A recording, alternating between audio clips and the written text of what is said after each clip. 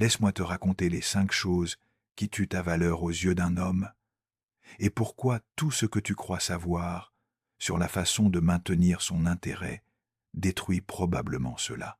Il existe 5 comportements spécifiques que la plupart des femmes pensent les rendre plus attirantes, plus aimables, plus dignes d'engagement.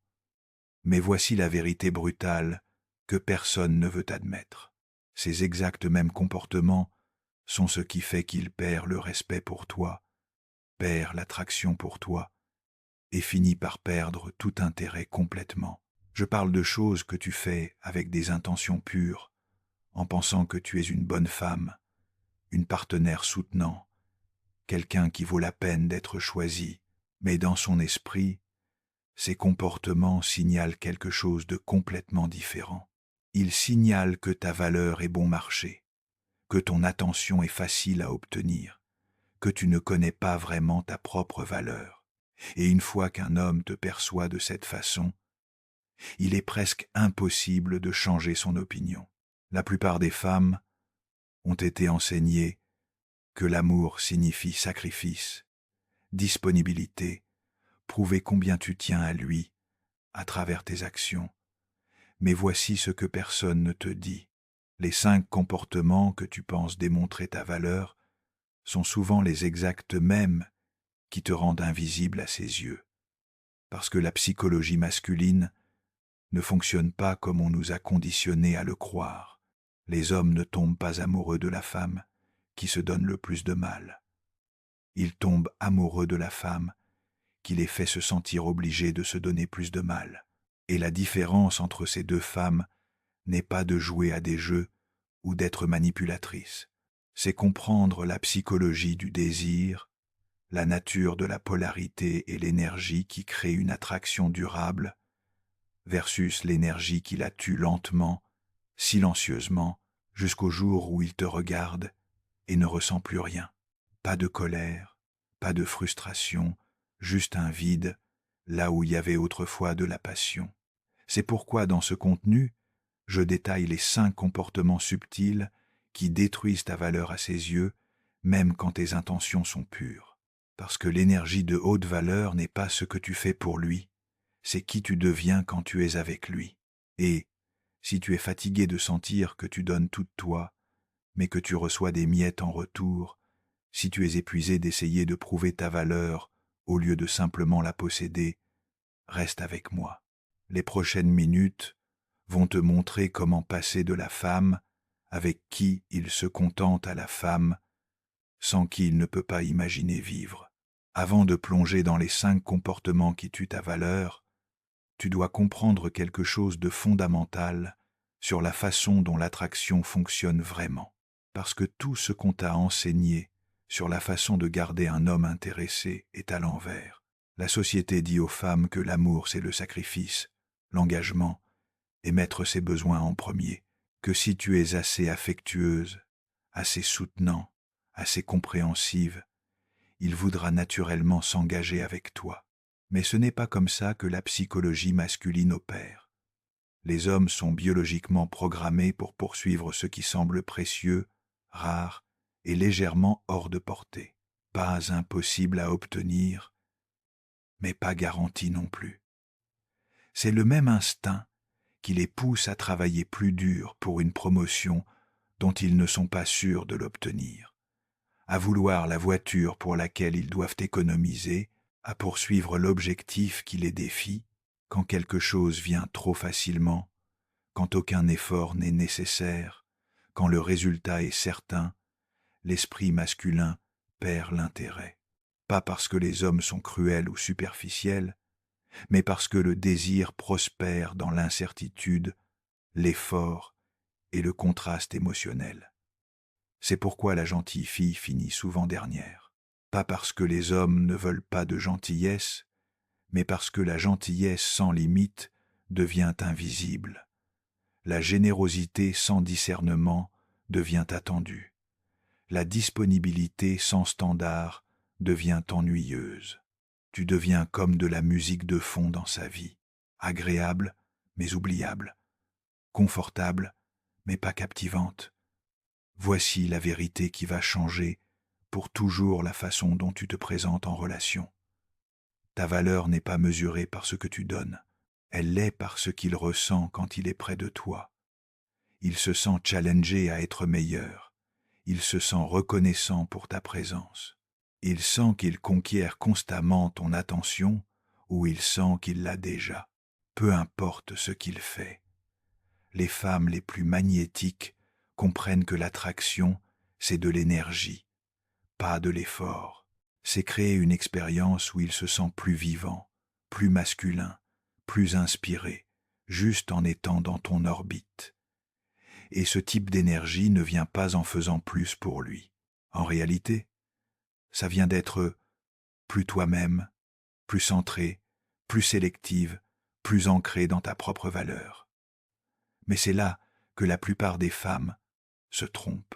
Elles pensent que être de haute valeur signifie être difficile à conquérir. Alors elles vont trop loin dans la direction opposée, en jouant à des petits jeux, en retenant de l'affection, en créant du drame inutile pour paraître mystérieuse. Ça ne marche pas non plus, parce que c'est encore à propos de lui.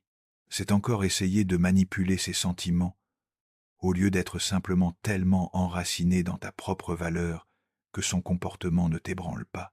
L'énergie de haute valeur vraie est calme, confiante, ne poursuit pas, ni ne fuit. Elle existe pleinement et complètement, et invite l'homme juste à s'élever pour la rejoindre. Et quand tu incarnes cette énergie, tu n'as pas à t'inquiéter de perdre son intérêt, parce que le type d'homme qui est destiné à toi se sentira compelled à continuer à conquérir ton respect, ton temps, ton cœur. Le premier comportement qui tue silencieusement ta valeur est quelque chose qui semble si naturel, si aimant, que la plupart des femmes ne se rendent même pas compte qu'elles le font, être constamment disponible. Au moment où il t'envoie un message, tu réponds.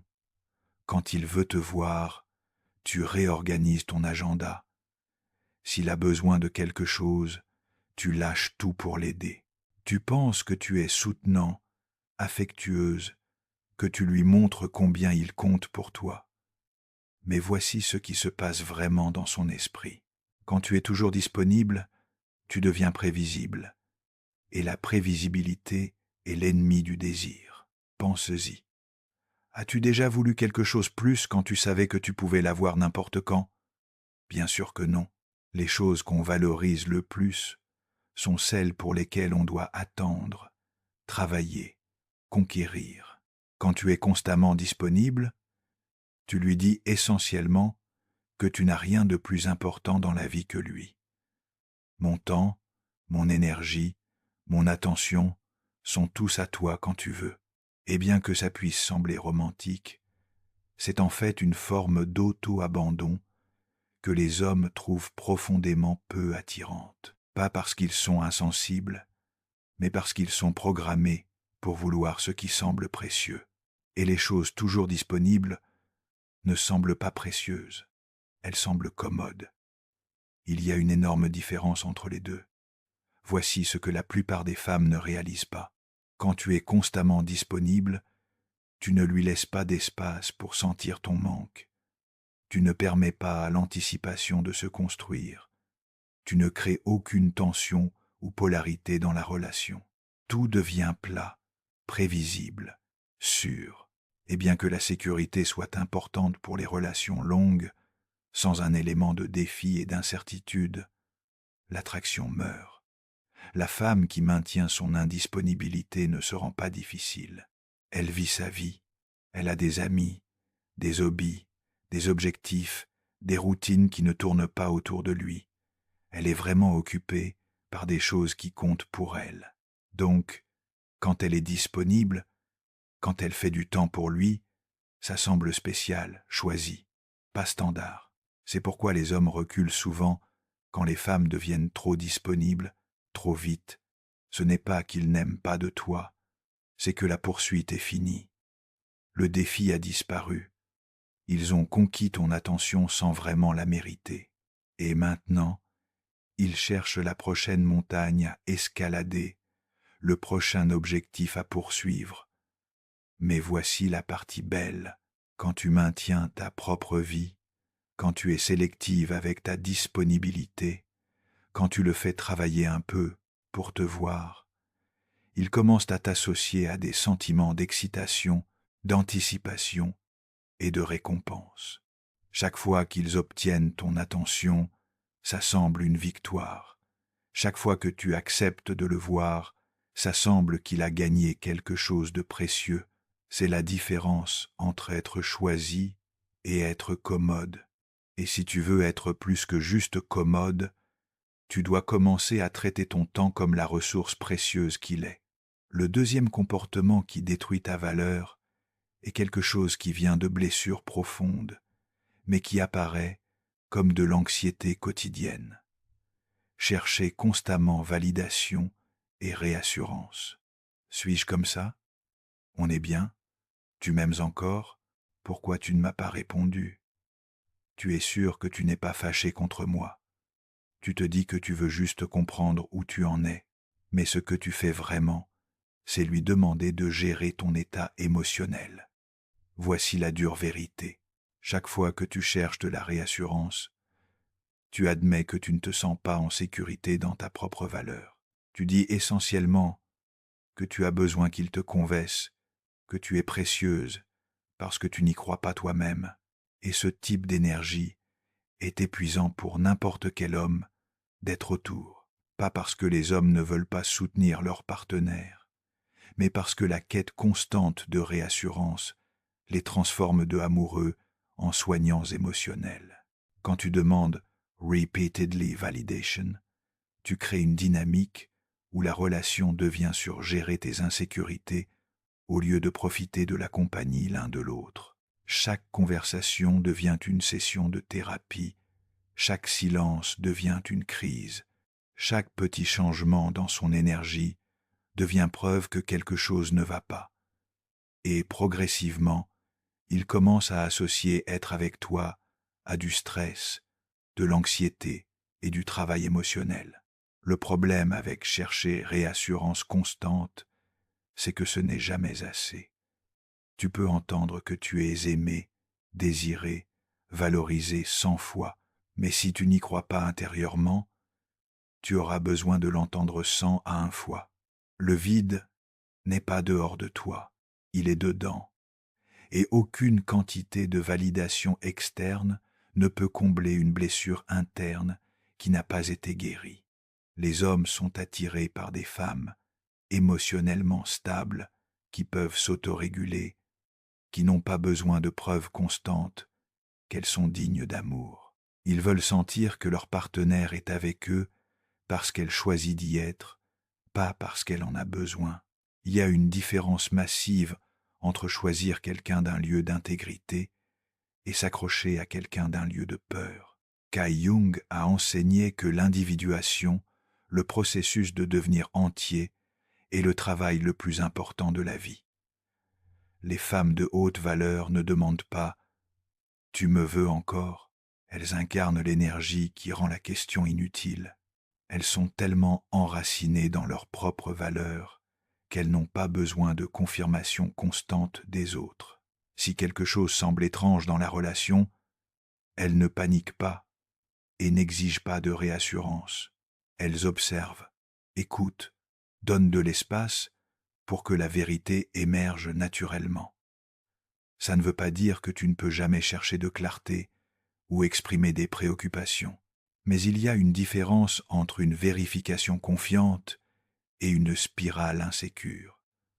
L'une vient de la force, l'autre de la peur. Quand tu arrives à te soutenir à travers l'incertitude, sans avoir besoin que quelqu'un calme ton anxiété, tu deviens magnétique. Les hommes commencent à se sentir attirés par ta stabilité, ton ancrage, ta paix intérieure. Le troisième comportement qui tue ta valeur est peu être le plus dangereux parce qu'il semble amour, mais créer du ressentiment, faire de lui le centre de ton univers. Ça commence innocemment. Tu rencontres quelqu'un d'incroyable, tu es excité, tu veux passer du temps ensemble.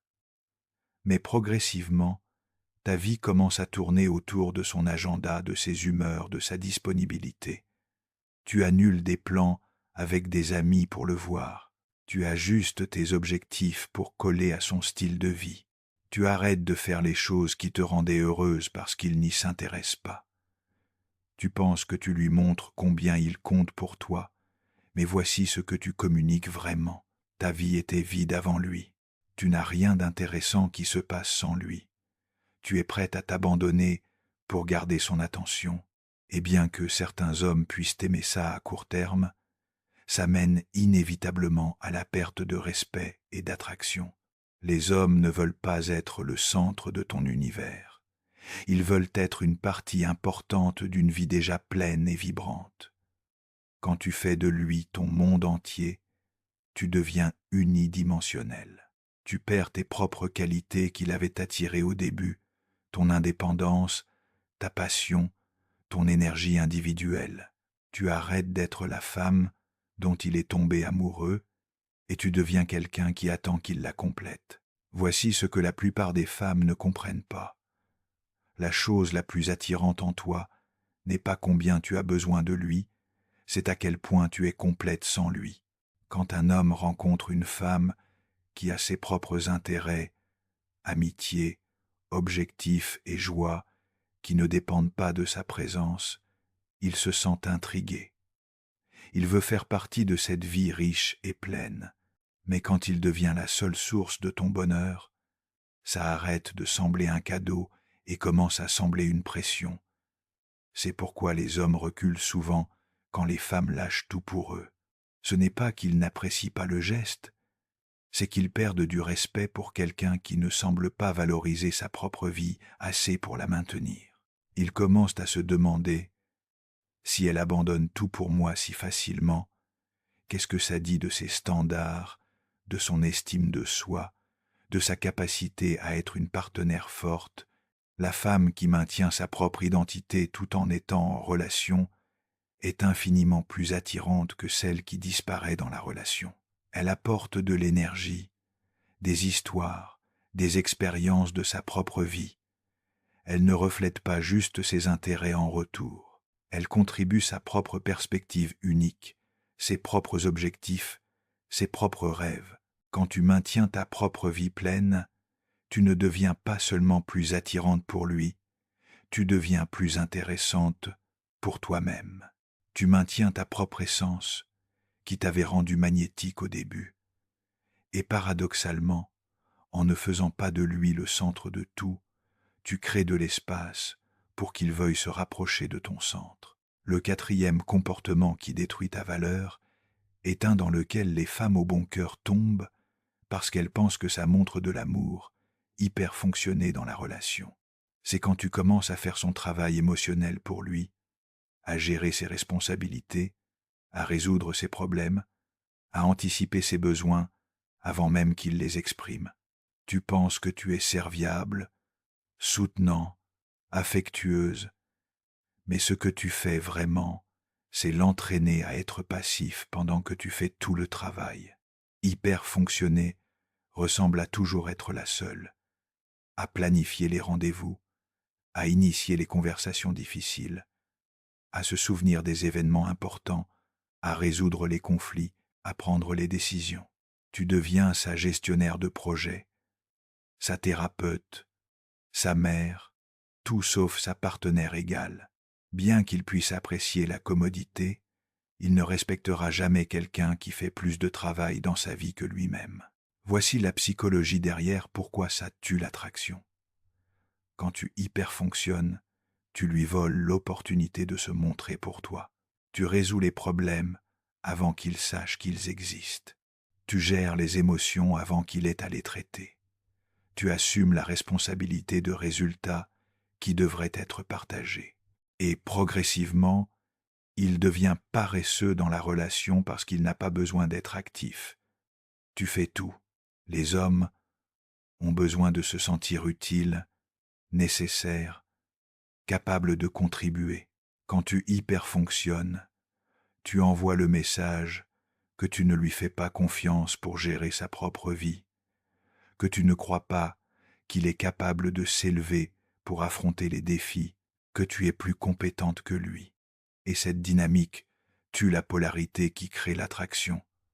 Tu deviens l'énergie masculine dans la relation pendant qu'il tombe dans le rôle féminin de recevoir tes soins. La femme qui hyperfonctionne justifie souvent ce comportement en disant qu'elle est juste aimante, juste serviable. Mais il y a une différence entre soutenir quelqu'un et encourager la dépendance. Le soutien aide quelqu'un à grandir plus fort. Encourager la dépendance les garde dépendants. Quand tu fais consistantly des choses pour un homme qu'il devrait faire lui-même, tu ne l'aides pas, tu le déserves. Les femmes de haute valeur comprennent que leur travail n'est pas de réparer, gérer ou améliorer le partenaire.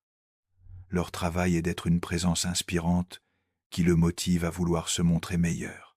Elles laissent les hommes lutter avec leurs propres défis, prendre leurs propres décisions, apprendre de leurs propres erreurs. Elles offrent du soutien quand demandé, mais ne prennent pas le contrôle. Ça ne veut pas dire que tu ne peux pas être serviable ou affectueuse. Ça veut dire que tu maintiens des limites autour de ce qui est ta responsabilité et la sienne. Tu le laisses gérer son propre stress au travail, son propre drame familial, son propre traitement émotionnel. Tu es là pour le soutenir, mais pas pour le sauver de sa propre vie. Quand tu arrêtes d'hyperfonctionner, quelque chose de beau se passe. Il doit se lever. Il doit devenir plus actif, plus présent, plus investi. Parce que sinon les choses ne se font pas, les problèmes ne se résolvent pas. Et lentement, il commence à prendre plus de propriété de son rôle dans la relation et dans sa propre vie. Le cinquième et dernier comportement qui tue ta valeur est le plus subtil, mais peut-être le plus mortel. Se perdre pour garder la paix. C'est quand tu commences à compromettre tes valeurs, à supprimer tes opinions, à éviter les conversations difficiles et à te modeler en ce que tu penses qu'il veut que tu sois. Tu fais taire la voix en toi qui dit « ça ne semble pas juste » parce que tu as peur que parler crée du conflit ou l'éloigne. Tu ris à des blagues que tu ne trouves pas drôles. Tu agris avec des opinions que tu ne partages pas. Tu acceptes des plans que tu n'aimes pas. Tu tolères un comportement qui franchit tes limites. Tu te dis que tu es flexible, calme, peu exigeante, mais ce que tu fais vraiment, c'est disparaître. Et tu ne peux pas construire une relation réelle avec quelqu'un qui ne sait pas qui tu es vraiment. Voici ce qui se passe quand tu te perds pour garder la paix. D'abord, tu construis du ressentiment. Chaque fois que tu te tais, chaque fois que tu compromises quelque chose d'important pour toi, tu stockes un peu de colère. Et cette colère sort éventuellement, généralement de façon qui semble disproportionnée à la situation. Tu exploses pour quelque chose de petit parce que tu as avalé des choses grandes trop longtemps. Deuxièmement, il perd du respect pour toi, même s'il ne s'en rend pas compte consciemment. Il remarque quand tu n'as pas d'opinion forte, quand tu ne défends rien, quand tu agris toujours. Et bien que ça puisse être commode sur le moment, ce n'est pas attirant à long terme. Les hommes sont attirés par des femmes qui savent qui elles sont et n'ont pas peur de le montrer. Troisièmement, tu te perds.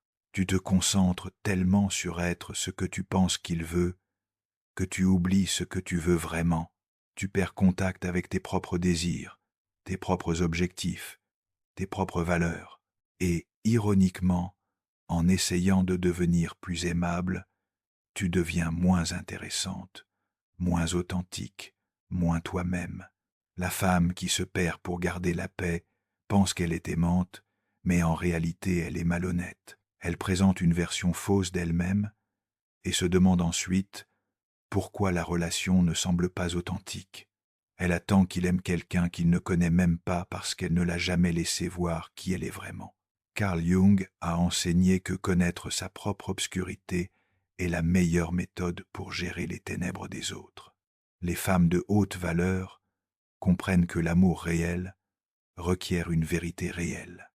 Elles savent que si elles doivent cacher des parties d'elles-mêmes pour garder quelqu'un, alors cette personne ne les choisit pas vraiment. Elle choisit une performance, et les performances sont épuisantes à maintenir et impossibles à soutenir. Ça ne veut pas dire que tu dois être confrontante ou argumentative. Ça veut dire que tu dois être authentique. Ça veut dire que tu dois honorer ta vérité, même quand c'est inconfortable. Ça veut dire que tu dois faire confiance que la bonne personne aimera la vraie toi, pas la version éditée que tu penses devoir être. Au final, ces 5 comportements: être constamment disponible, chercher validation constante, faire de lui le centre de l'univers, hyper fonctionner dans la relation et se perdre pour garder la paix, tous viennent du même endroit. Ils viennent de ne pas croire vraiment en ta propre valeur. Et la solution n'est pas de changer de tactique ou d'apprendre de nouveaux trucs. La solution est de faire le travail intérieur, de te connaître, de te valoriser et de te posséder complètement.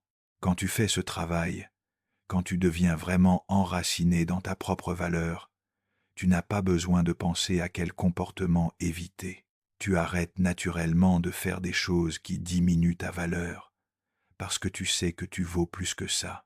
Tu attires naturellement des hommes qui te voient, te valorisent et sont prêts à s'élever pour te mériter.